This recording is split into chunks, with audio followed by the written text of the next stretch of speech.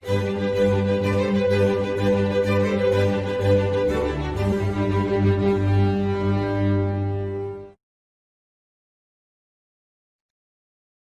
vídeo de hoje abordaremos a música medieval e renascentista. Embora existam registros de obras musicais da Antiguidade Clássica, é na Idade Média que começa efetivamente a história da música, devido ao desenvolvimento da notação musical. Durante a maior parte da Idade Média, a música sacra, música destinada a acompanhar o serviço religioso da Igreja Católica, na forma do canto-chão, uma palavra de origem latina, cantus planus, ou canto plano mesmo, prevaleceu sobre as outras formas. Bem mais tarde começam a aparecer os registros mais antigos da música profana, que somente a partir do século XII, já na Baixa Idade Média, começa a disputar espaço definitivo com a música sacra. Antigamente, usava-se uma notação musical diferente da usada hoje, chamada neuma. O neuma não marcava as notas propriamente, e sim o movimento da melodia. Havia duas figuras básicas: a virga, quando o movimento musical era ascendente, e o tractulus, quando era descendente, além de outras figuras menos comuns. Mais tarde foi implementada uma pauta de 4 linhas, ainda não era 5, pelo monge beneditino Guido d'Arezzo. As partituras daquele tempo se pareciam com isto.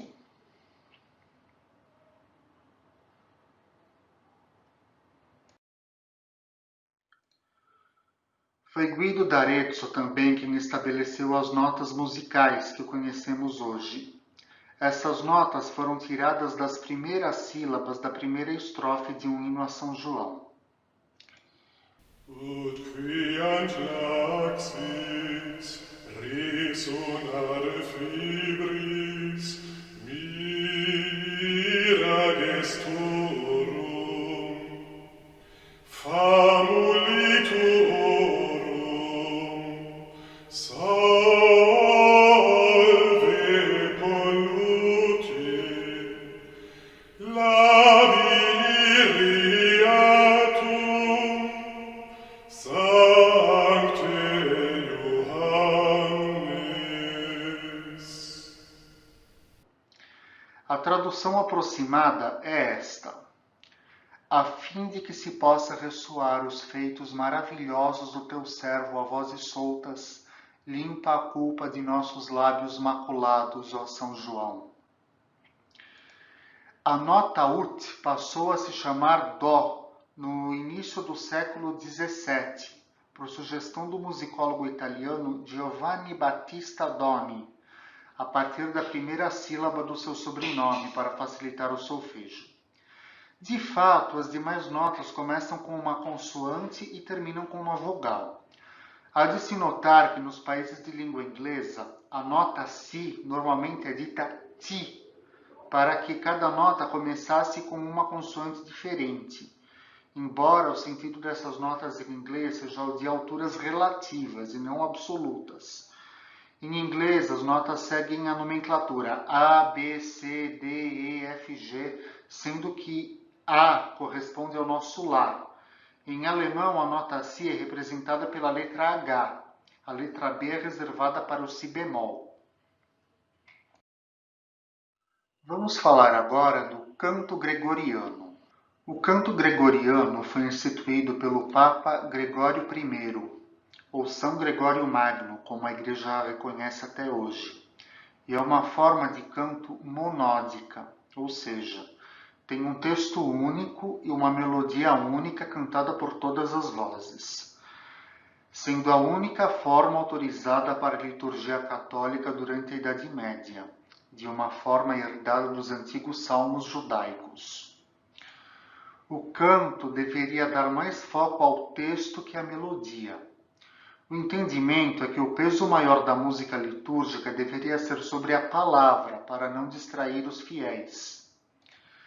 também não era costume que o autor de cada canto se assinasse, de forma que as composições são anônimas em sua maioria.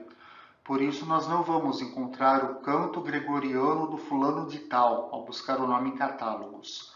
Até algumas peças posteriores que podem ser confundidas com canto gregoriano, mas não são. A principal forma de canto litúrgico da época era a missa. Aliás, a principal forma de canto litúrgico na maior parte da história da música, porque não foi só nessa época que aconteceu. E aqui cabe uma explicação para os que não tiveram contato com a religião católica, que não estão familiarizados com esses ritos. Quando nós dizemos missa em termos musicais, isso se refere ao conjunto de música composto para acompanhar a música litúrgica, mas há um texto musicado para cada uma das partes da missa. A missa católica é dividida em duas partes, a liturgia da palavra e a liturgia eucarística. Essas se subdividem em partes menores. A liturgia da palavra tem o Kyrie, que é o ato penitencial, é a única que é cantada em grego em vez do latim, sobre o texto Kyrie eleison, que significa Senhor, tende piedade de nós. O Glória, que é a aclamação do Evangelho, e por tradição não é cantado durante o período da Quaresma. O Gradual, o Salmo responsorial, que muitas vezes, mas nem sempre, tem origem no livro dos Salmos da Bíblia e costuma ser musicado à parte, sem integrar uma missa. No caso, sem integrar o conjunto escrito para uma missa específica. E o Credo, que é a profissão de fé. Creio em Deus Pai Todo-Poderoso. Normalmente, o texto do credo usado nas missas é o credo niceno-constantinopolitano. Existem várias outras formas de credo. Hoje em dia, talvez, acho que não é nem a mais comum, que é recitado nas missas católicas, mas é um dos textos do credo que foi usado muito durante a Idade Média e geralmente é o que é mais usado nas missas que são musicadas. E a outra parte é a liturgia eucarística, que é o momento do ofertório e da comunhão, que inclui o Pater Noster, que também, assim como o gradual, é musicado à parte, que é a oração do Pai Nosso, que não costuma fazer parte de uma missa escrita na íntegra. Normalmente os compositores musicam o Pater Noster de uma forma diferente, separada de um conjunto musical, como uma peça avulsa. O Sanctus Benedictus, que é a conclusão do prefácio da oração eucarística. Santo, Santo, Santo é o Senhor, Deus do Universo. Quem conhece a missa católica certamente ouviu esse canto. E o Agnus Dei, o Cordeiro de Deus que tiras o pecado do mundo, tem de piedade de nós, que é o hino eucarístico, o hino de comunhão propriamente dito.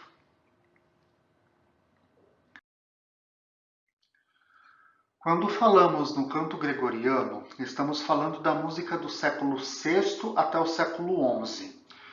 Mas já no século IX começou o que, alguns séculos mais tarde, seria chamado de ars antiqua, em latim arte antiga. Nessa época já começa a existir a música polifônica, que tem mais de uma linha vocal. Oposta à monodia, como nós falamos já sobre o canto gregoriano. A polifonia é quando nós já temos mais de uma linha vocal sendo cantada ao mesmo tempo. A principal forma musical da ars antiqua é o órgão, em que há uma ou mais linhas melódicas para além da linha fixa, que é um cantochão existente. E o órgão a ars antiqua, de forma geral, teve as suas bases fixadas pela escola de Notre-Dame e durou do século IX até o século XIII. Os dois maiores expoentes da ars antiqua foram Leonino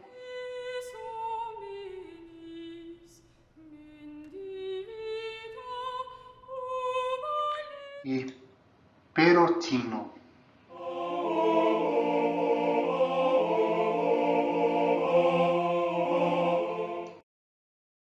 E uma predecessora importante da ars antiqua foi Santa Hildegarda de Bingen.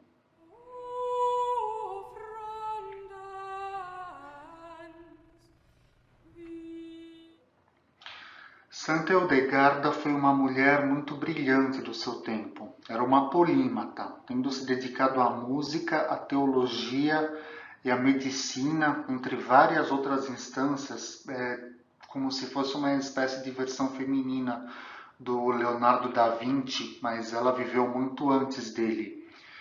E é considerada uma doutora pela Igreja Católica. Dentro da música, as suas obras mais importantes são a Ordo Virtutum e a Sinfonia Harmoniae Celestium Revelationum. Contemporâneo à ars antiqua, mas não pertencente a ela, nós temos o trovadorismo. É um movimento poético-musical ligado à arte profana. Aqui nós temos os mais antigos registros da música profana ocidental. Tinha como gênero principal as cantigas, que eram classificadas como a cantiga de amigo, em que o trovador buscava personificar uma mulher escrevendo algo para o homem que ela amava. A cantiga de amor, que como diz o nome, é uma declaração de amor de um homem a uma mulher. E as cantigas de escárnio e de maldizer, que são formas de cantigas satíricas. A diferença principal delas é que a cantiga de escárnio é indireta, ela é uma maneira uma maneira cômica indireta de se fazer uma piada sobre alguma pessoa, alguma coisa, enquanto a cantiga de maldizer era direta mesmo e usava muitos palavrões, inclusive. É até uma parte bastante interessante da arte antiga, da arte medieval, e muitas pessoas estudaram na escola, na aula de literatura, mas inclusive um dos textos mais antigos que tem escritos na língua portuguesa são cantigas desse tipo. Algumas de Paio Soares e Taveirós foram escritas, infelizmente nós só temos o texto hoje, sem a melodia que foi composta para a época, mas é interessante também pelo campo da literatura. E uma coisa interessante também sobre o trovadorismo é que muitos dos trovadores eram também monarcas. Alguns deles eram reis muito celebrados nos seus países de origem. Que foi o caso de Ricardo I Plantageneta, rei da Inglaterra, mais conhecido como Ricardo Coração de Leão, e Dom Dinis I de Borgonha, que é rei de Portugal e Algarves, também conhecido como Dinis o Lavrador.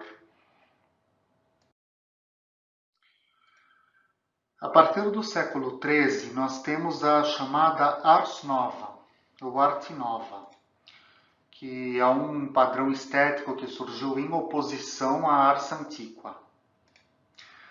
A principal diferença da Ars Nova para a Ars Antiqua é a independência rítmica de cada linha melódica. E na Ars Antiqua nós temos também o desenvolvimento de novas formas musicais, que é o caso da balada e do rondó, por exemplo.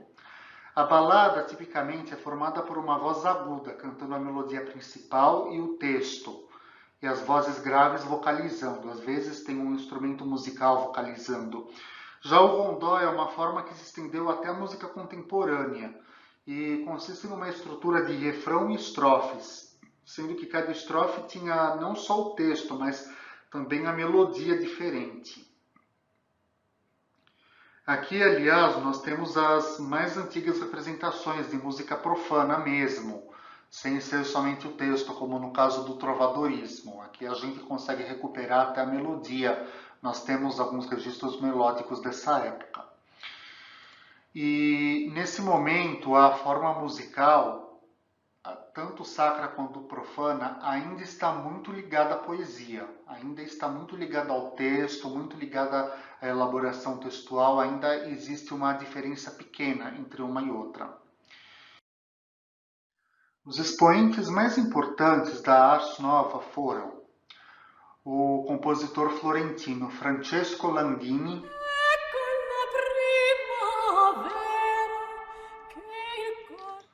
compositor Jacopo da Bologna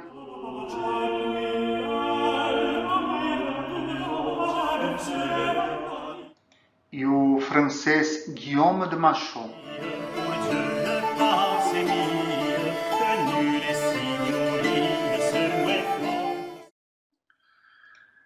A partir do século XIV, temos tanto na história quanto na arte o fim da Idade Média e o começo da Idade Moderna, com o movimento chamado de Renascimento.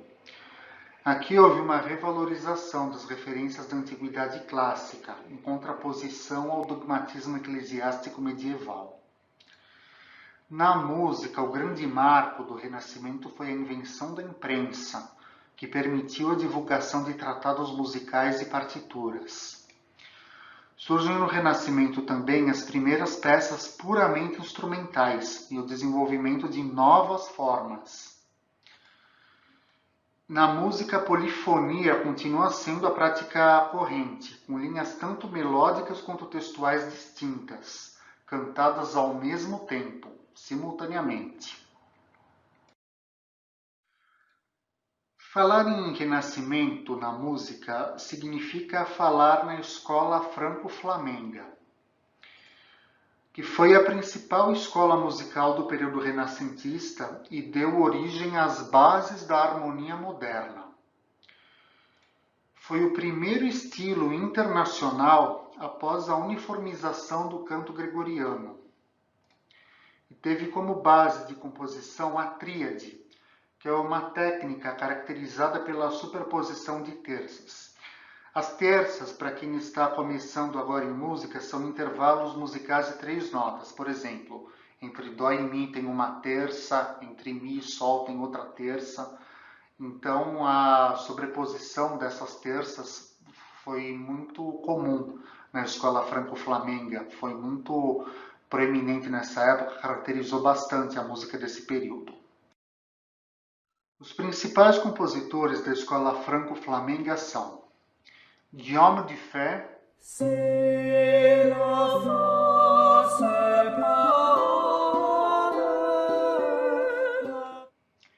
Johannes Ockeghem,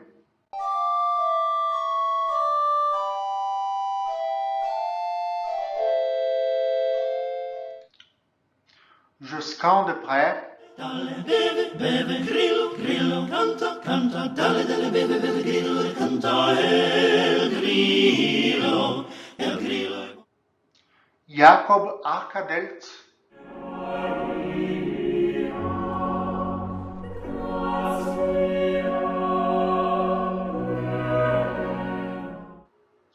Cipriano da Rore,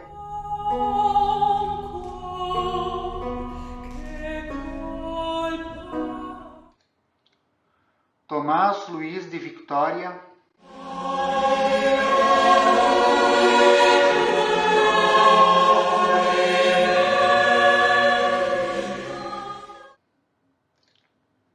e Orlando de Lassos.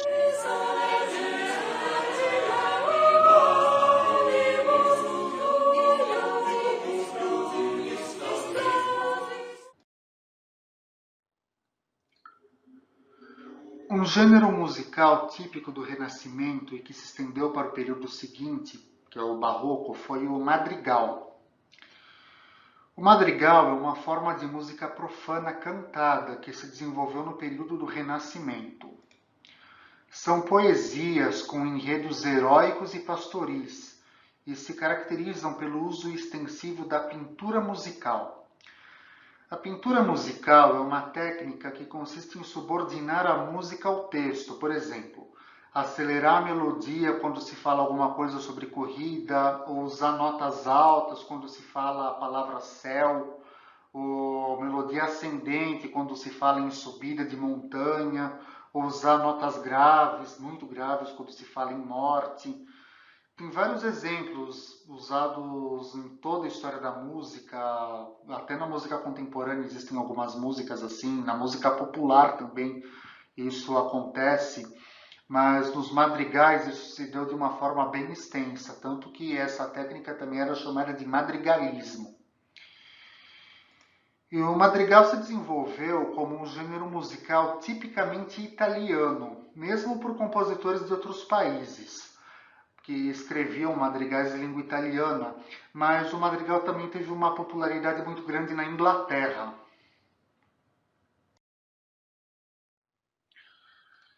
E ainda nós vamos falar sobre o curto período do maneirismo, que foi o apogeu do Renascimento e já uma fase de transição para o período barroco, que já é uma nova estética musical, que já caracterizou já o período considerado da prática comum da música, que a partir daí já se começa a falar na música clássica, mais propriamente dita. Ainda não é exatamente a música clássica, mas geralmente quando se fala em música clássica hoje se considera a partir do período barroco. E os compositores que nós tivemos como os principais representantes dessa fase de transição foram o compositor holandês Jan Peterszoon Sweelinck,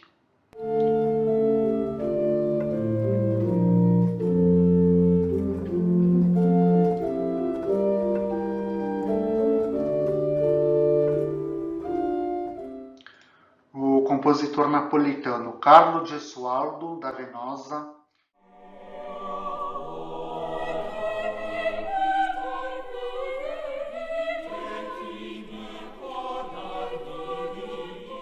e além de ter sido compositor de madrigais, ele tem um fato inusitado e macabro na vida dele também. Ele ficou famoso por ter assassinado a esposa ao ter encontrado com o amante, ao ter encontrado a esposa dele com o amante, um crime de honra que infelizmente era um caso que acontecia naquele tempo. E isso foi um triste episódio da história dele, mas vamos manter a música separada da pessoa. E ainda o inglês William Bord.